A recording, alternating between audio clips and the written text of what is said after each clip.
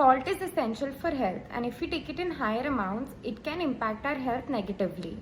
And the most surprising part is that excess salt that we consume isn't from the salt shaker present on our dining table. Sodium is the main component of salt, and it plays important roles in the body, जैसे कि fluid balance करना, nerve transmission करना और साथ में muscle contraction करवाना. And actual limit देखें तो less than 500 milligram of salt is required by the body to perform all these function.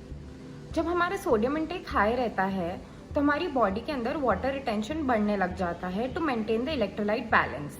And अगर ये प्रोलॉन्ग टाइम तक होता रहता है तो हमारा ब्लड वॉल्यूम इंक्रीज होता है, जिसकी वजह से हमारे हार्ट पर और किडनी पर इम्पैक्ट आता है, which leads to hypertension and kidney damage. Mostly जब ऐसी प्रॉब्लम्स अराइज होती है जो हमारे हार्ट या किडनी को इम्पैक्ट करती हैं, तो हम ये सोचते हैं कि जो हम कुकिंग के अंदर सॉल्ट ऐड करते हैं उसकी वजह से एक्सेस इंटेक जाता है.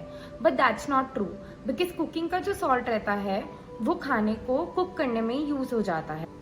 बट हमारा main problem to work upon इस जो हम प्रेजर्वेटिव फूड्स लेके आते हैं या हम पैकेज फूड्स लेके आते हैं, क्योंकि इन सबको प्रिजर्व करने के लिए, शेल्फ लाइफ बढ़ाने के लिए उनके अंदर सॉल्ट डाला जाता है.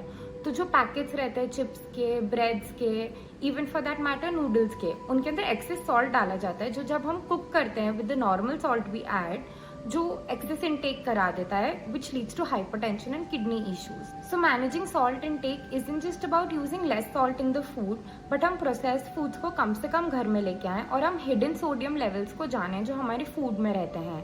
These small practices can help us in staying health.